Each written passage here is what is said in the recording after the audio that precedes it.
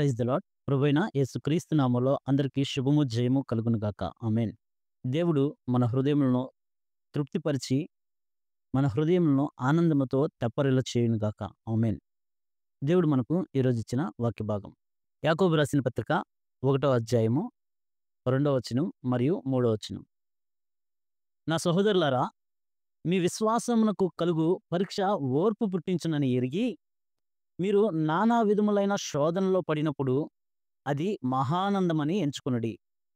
అంటే శోధనలో పడినప్పుడు అది మహానందమని ఎంచుకోమన్నారు. అయితే ఈ యొక్క పత్రిక దేవుని యొక్క శక్తిని మనకు పరిచయం చేస్తుంది. ప్రతి క్రైస్తవుడు ఏదో ఒక విధమైన శోధనలో పడుతూనే ఉంటాడు. కొంతమంది ఎక్కువ శోధన అనుభవిస్తూ ఉంటారు. కొంతమంది కొంచెం తక్కువ శోధన అనుభవిస్తూ ఉంటారు. అయినప్పటికీ శోధన పాపం కాదు గాని, శోధనకి లొంగిపోవడం పాపమవుతుంది. కాబట్టి శోధనని మహానందంగా ఎందుకు ఎంచుకోవాలి?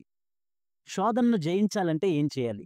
మరి నానా విధములైన శోధన అంటే ఒక రకమైన శోధనే ఉండదు గానీ, ఆ శోధన అన్నది ప్రతి విధంగా మనకు వస్తూనే ఉంటది.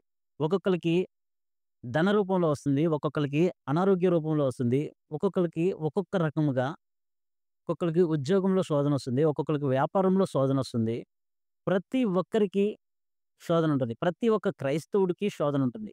కాబట్టి ఈ శోధనని జయించాలి అంటే మొట్టమొదటిగా శోధన మనకు మహానందంగా ఎంచుకోమన్నాడు.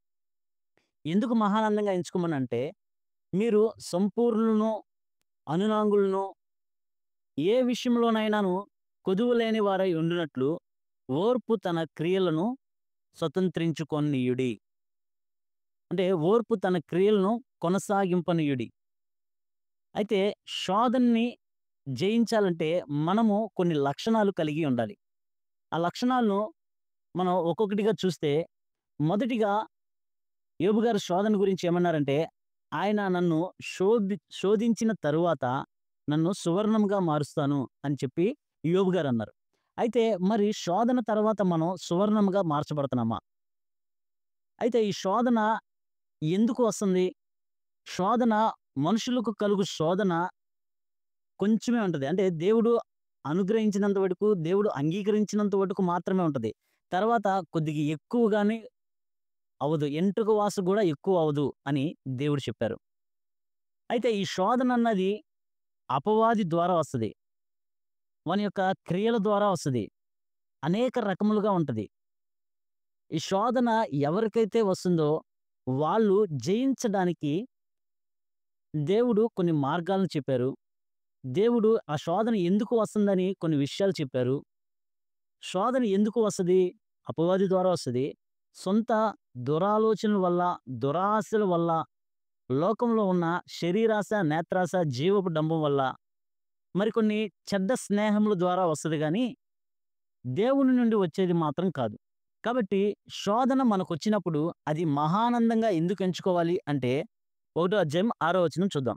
ఇందువలన మీకు కలిగిన మిక్కిలి పేతురు రాసిన మొదటి పత్రిక, మొదటి వచనం 6వ అధ్యాయం.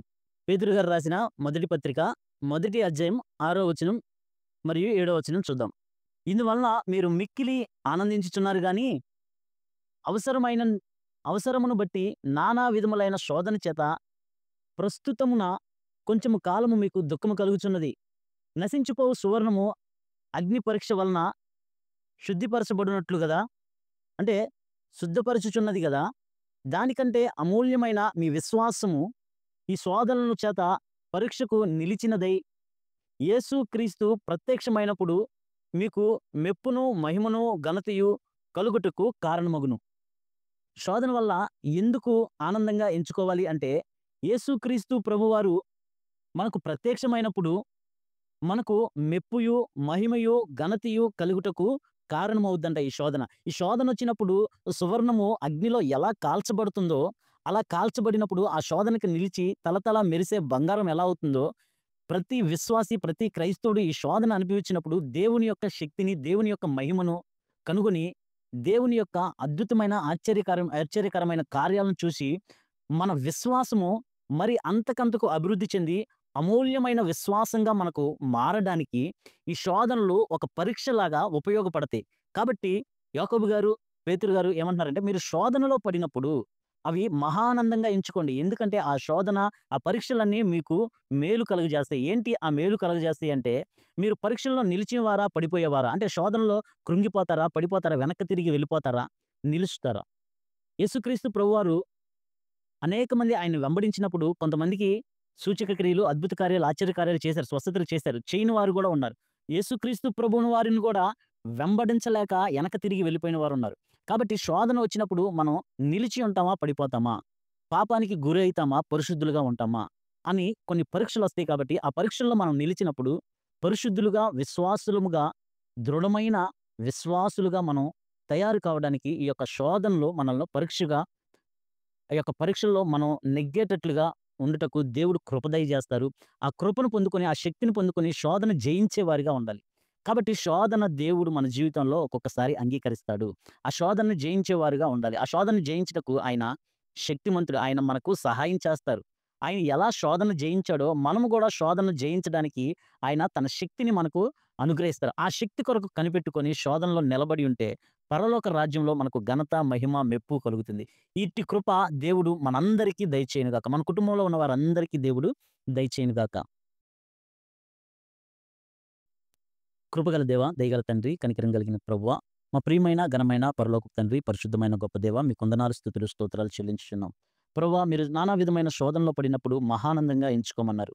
ఈ శోధనలు నాయనా మా విశ్వాసానికి నాయనా మా విశ్వాసం అమూల్యమైన విశ్వాసముగా, అత్యధికమైన విశ్వాసముగా, మా విశ్వాసము అంతకంతకు అభివృద్ధి అవ్వడానికి ఉపయోగపడుతుందని నాయనా మీరు పరిశుద్ధ గ్రంథం ద్వారా, లేఖనాల ద్వారా మీరు తెలియజేశారు. కాబట్టి ప్రభువా, నైనా ఈ మాటలు మీ బిడ్డలు వినుచుండగా మా వినికిడిలోకి తీసుకొచ్చినందుకు మీకు వందనాలు, స్తుతులు, స్తోత్రాలు చెల్లించుకుంటున్నాం. మరి ఎవరైతే శోధనకు నిలబడతారో, మరి ఎవరైతే శోధనని జయిస్తారో వారందరికీ ఘనత, మెప్పు కలుగజేస్తానంటున్నావు ప్రభువా. మరి ఇట్టి ఘనత, మెప్పు నైనా మా అందరికీ, మా కుటుంబంలో ఉన్న ప్రతి ఒక్కరికి దయచేస్తారని నమ్ముతూ, విశ్వసిస్తూ, మా ప్రియ రక్షకుడు, మీ ప్రియకుమారుడైన నజరేయుడైన యేసుక్రీస్తు నామములో మీ శక్తిని మాకు దయచేయమని అడిగి పొందుకొని ఉన్నాం మా పరమ తండ్రి. ఆమేన్.